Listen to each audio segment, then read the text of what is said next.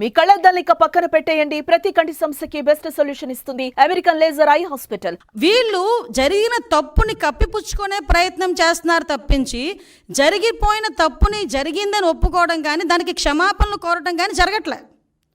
అది కనిపించట్లే. ఆవిడ అనకూడదు కానీ స్పీకర్ పొజిషన్లో ఏం మాట్లాడతాడండి? ఆవట పామాయిలు ఈ సంబంధించిన ఆయిల్ ఫుడ్ ఎక్కువ తినేసిందంట, అందుకని ఆ వచ్చిన పాల్లోనే అందులోకి వచ్చిన నెయ్యిలోని కూడా కొవ్వు కలిసిందట. ద గ్రేట్ జనరల్ సెక్రటరీ, అతను పెద్ద లాయరు, అతగాడు మాట్లాడతాడు పంది కొవ్వు రేట్ల గురించి మాట్లాడతాడు. అంటే వీళ్ళ తాలూకా స్థాయి, వీళ్ళ తాలూకా ఆలోచన పరిజ్ఞానం ఎలా ఉందో ఆలోచించండి. అంత కాస్ట్లీ పంది కొవ్వట ఈ నెయ్యిలో కలిపేస్తారా అని అడిగాడు. అంటే అతగాడి తాలూకా తెలివితేటలు ఇలాంటి వాడిని పెట్టుకుని చేశారు. దీవన్నిటికీ కూడా సిట్ ఏర్పాటు చేస్తే సిట్ కూడా సొంత మనుషులతో చేయించారు సిట్ అన్నాడు. లేకపోతే సాక్షి ఉద్యోగస్తులతో ఏమంటారా?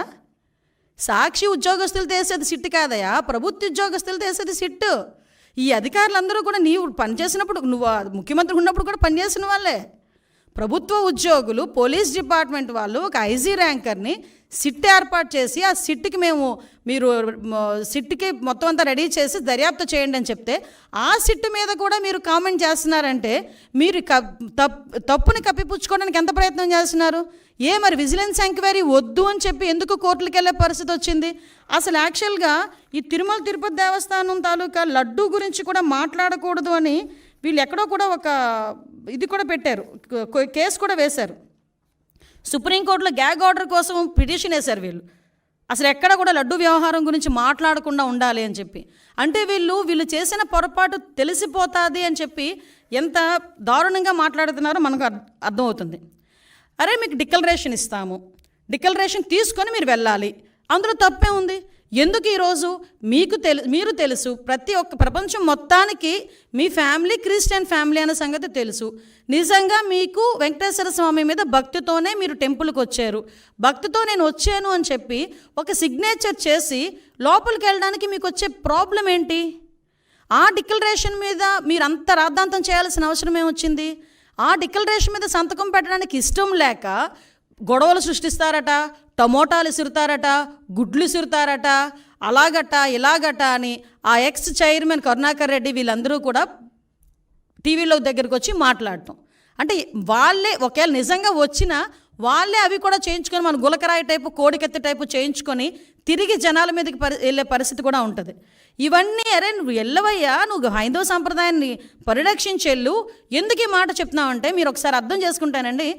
క్రిస్టియన్స్ కానీ, హిందూస్ కానీ, ముస్లిమ్స్ కానీ ఒక్కొక్కరికి ఒక్కొక్క పద్ధతి ఉంటుంది.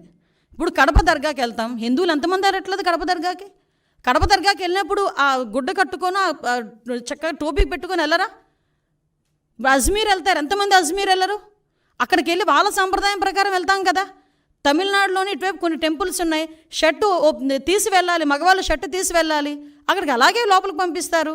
కొన్ని చోట్ల పంచికట్టు కట్టుకుని వెళ్తారు, అలాగే వాళ్ళ దగ్గరికి వెళ్ళాలి. నేను నమ్ముతాను కానీ నేను అలా వెళ్ళనంటూ ఊరుకుంటారా? అక్కడ సేమ్ ఇక్కడ అంతే. చర్చికి వెళ్తాము, మోకరిల్లించి ప్రార్థన చేయాలనుకుంటే మోకరిల్లించి ప్రార్థన చేస్తాము అక్కడికి వెళ్ళిన తర్వాత నువ్వు గౌరవం ఉంటే. అలాగే ఇక్కడ కూడా గౌరవించి ఒక డిక్లరేషన్ మీద సంతకం పెట్టి వెళ్ళవయ్యా అన్నాం. దానికి పెద్ద రాద్ధాంతం చేసి దానికి దళితుల్ని కనెక్ట్ చేశాడు. అంటే అతను చేసిన పొరపాటుని కులమతాల మధ్య విద్వేషాలు రెచ్చగొట్టడానికి ఏ రకంగా మాట్లాడుతున్నాడు. నాకే ఈ పరిస్థితి ఉంటే దళితులకి ఏ పరిస్థితి ఉంటే? అసలు దళితులు అన్న పదం నోట్లోంచి రావడానికి నీకు అర్హత లేదయ్యా. ఎందుకు చెప్తున్నానంటే ఇదే తిరుమల తిరుపతి దేవస్థానం బోర్డు మెంబర్ల గురించి మాట్లాడుతూ నువ్వు ఒక మాట మాట్లాడు. చాలామంది రికమెండేషన్స్తో వస్తారు, సీఎం గారు రికమెండేషన్లతో వస్తారు, చాలా ప్రాశస్తమైన కమిటీ అది, ఆ బోర్డు అది అని చెప్పావు. మరి ఆ బోర్డుని ఒక రకంగా చెప్పాలంటే భ్రష్టు పట్టించడానికి 50 మంది సలహా మండలిని ఎందుకు పెట్టావు? నీకు విషయం చెప్పనా? అఫ్కోర్స్ అది కోర్టు కొట్టేసింది కాబట్టి పోయారు, కానీ నువ్వు ఇచ్చిన బోర్డులో కూడా 6గురికి నేర చరిత్ర ఉందని సాక్షాత్తు హైకోర్టు బయట చెప్పింది. నీకు ఇంకో విషయం తెలుసా? నువ్వు ఇచ్చిన బోర్డులో ఒక్కడు కూడా దళితుడు లేడు. నువ్వు ఈరోజు దళితుల గురించి మాట్లాడుతున్నావు. నీకు ఆ రోజే నీ చేతులతోనే టీటీడీ బోర్డు మెంబర్లకి దళితులకి ఇవ్వాలని ఆలోచన కూడా నీకు రాలే. మళ్ళా పైగా ఈరోజు దళితుల గురించి మాట్లాడుతున్నావు. మా హయాంలో మా బాలవీరాంజనేయ స్వామి గారు, మా మంత్రి గారు ఆ రోజు బోర్డు మెంబరు. ఇంకో విషయం కూడా ఇక్కడ ప్రస్తావించాలి కాబట్టి ప్రస్తావిస్తున్నా. 2014-19 హయాంలో నేను ఎమ్మెల్యేగా ఉండేటప్పుడు గౌరవ ముఖ్యమంత్రి గారు చంద్రబాబు నాయుడు గారు నన్ను టీటీడీ బోర్డు మెంబర్ని చేస్తే ఆ రోజు నా మీద కావాలని నేను మాట్లాడిన మాటలను కట్ అండ్ పేస్ట్ చేసి ఆరోపణ చేశారు. ఎలాంటి ఆరోపణలు చేస్తే ఆ ఆరోపణలు కూడా నేను ఒకటే, అతని ప్రాశస్తం తగ్గకూడదని ఆ రోజు మేమే బయటకు వచ్చి, అంటే దళితురాలనైనా నన్ను వెళ్ళనివ్వకుండా కూడా ఆ రోజు నీ పేటీఎం బ్యాచ్ అంతలాగా సోషల్ మీడియాలో రెచ్చిపోయి నా మీద రేణిపోని అబాండాలన్నీ వేశారు. మీరు అబాండాలు వేసినంత మాత్రాన నేనే వెంకటేశ్వర స్వామికి దూరం అయిపోలేదు కదా. ఆ రోజు దళితురాలను నన్ను కూడా వెళ్ళనివ్వలేదు, దళితులకి ఎవరికి పోటీ పెట్టనివ్వలేదు, కనీసం వాళ్ళకి ఇవ్వలేదు, దళితులకి ఎవరికి నువ్వు బోర్డు మెంబర్ ఇవ్వలేదు. ఈరోజు నువ్వు మాట్లాడుతున్నావు. నేను ధైర్యంగా చెప్తున్నాను, ఎస్ నేను హిందువుని. నువ్వు చెప్పగలవా? బయటకు వచ్చి చెప్పు, డిక్లరేషన్ మీద సంతకం పెట్టబోయా అంటే పారిపోయి ఇంట్లో కూర్చున్నావు. ఈరోజు నువ్వు మాట్లాడుతున్నావు దీని గురించి. ఇలాంటి విషయాలన్నీ కూడా ఒక్కసారి మనం కూడా, నేను ఒకటే చెప్తున్నా, ఈరోజు దళితుల గురించి, అంటే దళితులు అంటే ఏంటంత చిన్న చూపు? ఏం దళితులు ఎవరు గుళ్ళకి వెళ్ళట్లేదా? ఈరోజు నీకు విషయం తెలుసా? తిరుమల తిరుపతి దేవస్థానం మీద డిప్యూటీ ఈఓ పొజిషన్లో ఉన్న వాళ్ళు చాలామంది వెళ్తున్నారు. ఒకసారి చెక్ చేసుకో. నీ హయాంలో ఉండలేకపోవచ్చేమో, మా హయాంలో ఉంటారు. సుమన్ టీవీలో మీ పర్సనల్ అండ్ బిజినెస్ ప్రమోషన్స్ కోసం కింది నెంబర్కి కాంటాక్ట్ చేయండి.